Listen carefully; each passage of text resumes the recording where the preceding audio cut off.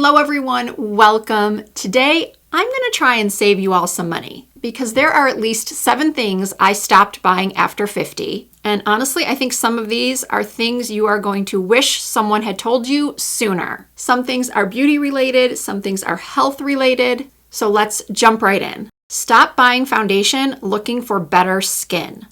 I can't tell you how many foundations I've purchased over the years in the hopes that they were going to give me flawless looking skin. But there's something I eventually realized, and I'm certain many of you have realized it now as well, but I'm making this video for those people who may not have heard these things and really do need to know. In most cases, it wasn't the foundation that was the problem.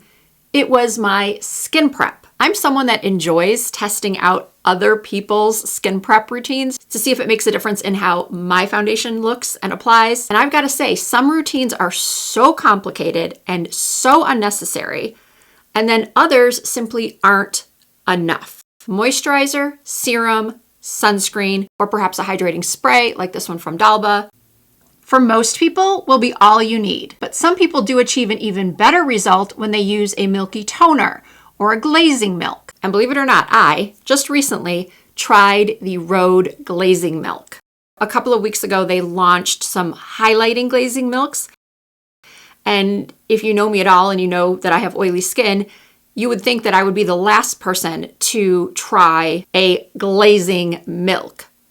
But I have to tell you, I love this product. It gives me this beautiful, lightly tanned glow that's not greasy looking, it's not sparkly. And I've been noticing that when I use that product, everything I put on top of it looks better. And then of course, application method matters. If you're not having good luck with the foundation by applying it with a brush, try a sponge. Try a damp sponge. Try a different type of brush. Obviously, sometimes it is just straight up a not good foundation. But I would say that 95% of the time, I test a foundation and I don't love it on the first try. If I switch things up, maybe it's my skin prep, maybe it's my application, I can get it to look fantastic.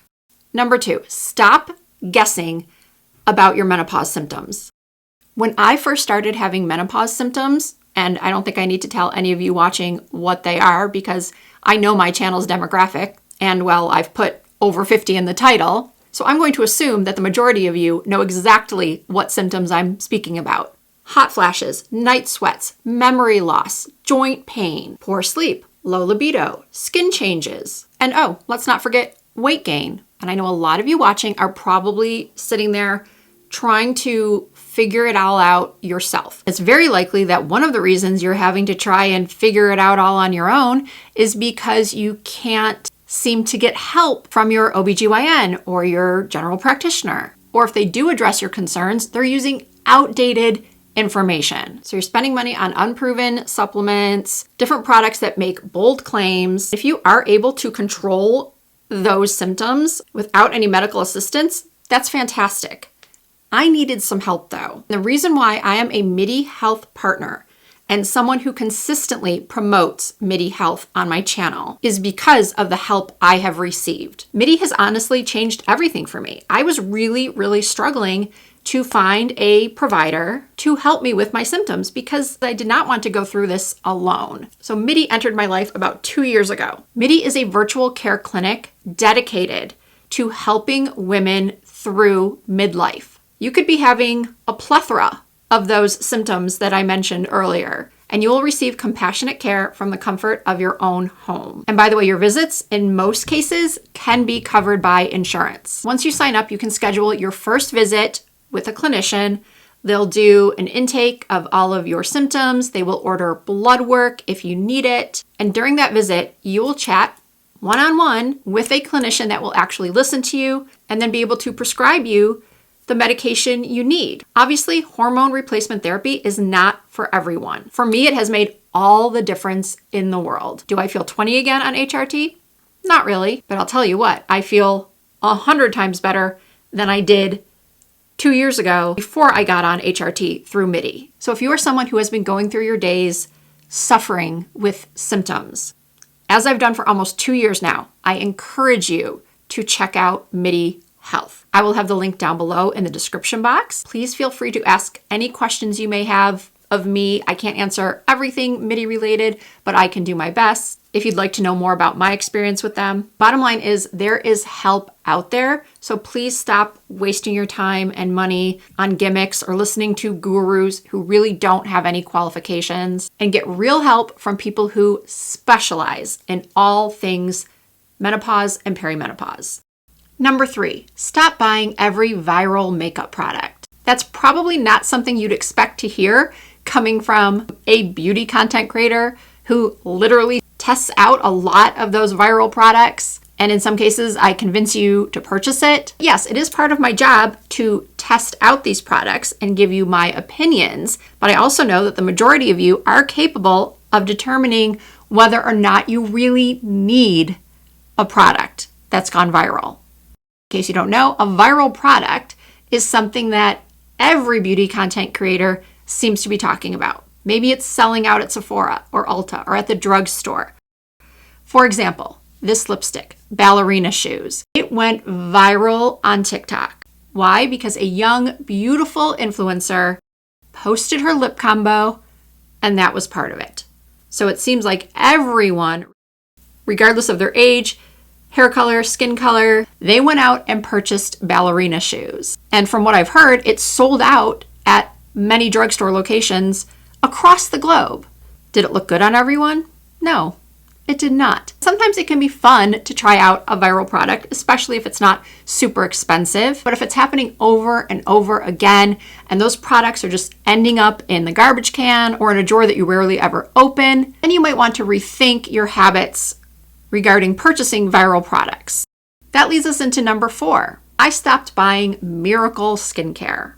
Now, I am lucky enough that I get sent a lot of skincare as PR. I would say it's kind of an 80-20 split as far as the PR that I get, skincare being the 80% and 20% being makeup. And I think that's because of my age. These brands seem to believe that the only thing women our age are concerned with is anti-aging, getting rid of wrinkles, getting rid of discoloration, lifting our necks, depuffing our eyes. And yes, those are concerns for many of us. Some of us also really like to play with makeup. We like to try different looks. We like to test different products. But the trap that a lot of us fall into is believing everything we hear and see on the internet from influencers or from brands themselves. When I was doing weddings and I would have a mother of the bride or grandmother of the bride sitting in my chair, and they said to me, "Can you make me look 25 again? Can you get rid of all my wrinkles? Or can you get rid of this," pointing to large, heavy bags underneath their eyes? I would politely say, "I'll do my best."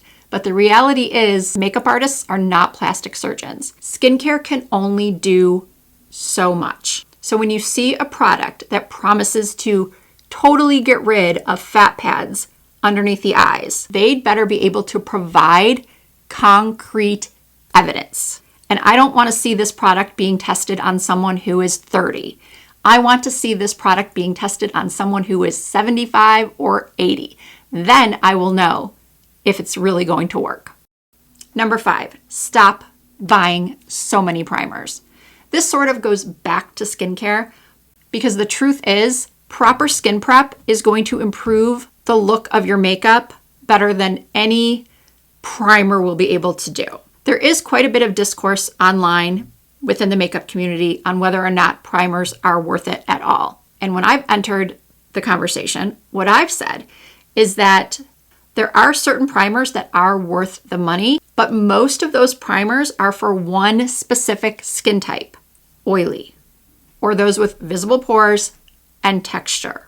Those of you with large pores can absolutely benefit from a pore minimizing primer. If your skin is combination and you just get oily through the T-zone, then yes, it would probably be a good idea to apply an oil controlling primer through the center of the face. Who doesn't really need a primer is someone with dry or very dry skin. Your serum, your moisturizer, your hydrating spray, and then maybe a setting spray when you've completed your makeup is going to be all you honestly really need. The one exception I have is if the primer is in combination with an SPF. This Charlotte Tilbury primer is pricey, but I love it because it's hydrating, it has an SPF of 50, it works beautifully under my makeup, and it's hydrating. At least it's hydrating enough for my oily skin. It may not be for someone with very dry skin, but it's still an amazing product. So if you can find something like that, that's a 3-in-1 with a decent SPF, you're actually using enough of the product to get that full SPF 50, then purchasing it would be totally worth it. Number 6, I have stopped buying giant eyeshadow palettes. My regular viewers have been hearing me say this for years, but even more so since I turned 50.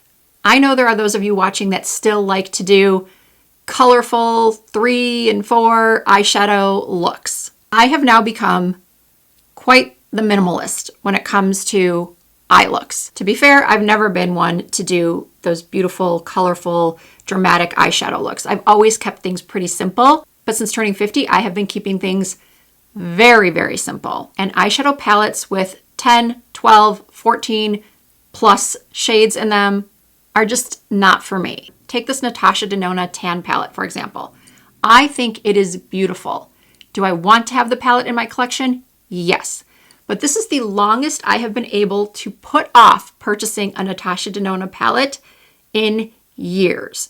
And I'm able to do it because I tell myself often enough that I simply will not use enough of the shades to justify the purchase. I know a lot of you watching are like me. You see these palettes online being applied on younger women, or even just being swatched by content creators of all ages. And you just think it looks so pretty. I want to have that.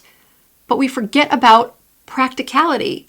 We want it because it's pretty. And we think that we're going to end up achieving the exact same look that this beautiful influencer was able to achieve. So you buy it, you get it home, you play with it. You're trying to use a bunch of different shades to make it worth it. But then you pretty quickly realize that things aren't looking that good. Your shadow might be looking a little muddy, or maybe a little too sparkly, or maybe a little too dramatic. These days, all I need is a 6-pan palette, something like this, or something like this. Or I personally love, love, love these Patrick Ta duos. Giant eyeshadow palettes, be gone. Stop buying makeup you already own. This is for those of you who look at their 20 nude lipsticks or lip liners and think to themselves, yeah, I do need another one. They're all slightly different. And hey, listen, I am a makeup collector, a makeup addict. So yeah, that is how I justify buying my 50th nude lipstick. But it's also my job. I'm so blessed to have been able to turn my passion for makeup into a career. First, as a makeup artist, and for the past 10 years, as a beauty content creator. But if I did not have this job, I would hope that I would be able to use a little bit more restraint and be able to tell myself that no, that 25th highlighter isn't going to be the one, the highlighter of all highlighters, to make me look like the most beautiful version of myself. The reality is that one of the other 24 that I already have is just as good. If what I've just said hits home for you, take this as a sign to go look at what's in your Ulta cart or what's in your Sephora cart and either delete or save for later things you already own. So there they are, my list of 7 things that I have stopped doing after 50. If you're still watching at this point, I'm going to assume that a lot of what I said resonated with you. Please let me know in the comments if it did, or if you have anything to add to this list. If you did enjoy this video, please give it a thumbs up. Once again, the link to sign up with MIDI Health will be down below in the description box, which is also where I will have links to a couple of other videos that may interest you. I may link some of the products that I mentioned in this video. Once again, only purchase them if you need them. And if you are not already subscribed to my channel, I hope that you will consider doing so. I do upload new videos at least twice per week. You can also find me over on Instagram, Facebook, and TikTok. My username is Risa Does Makeup on all platforms. Thank you so much for watching. I hope to see you in my next video.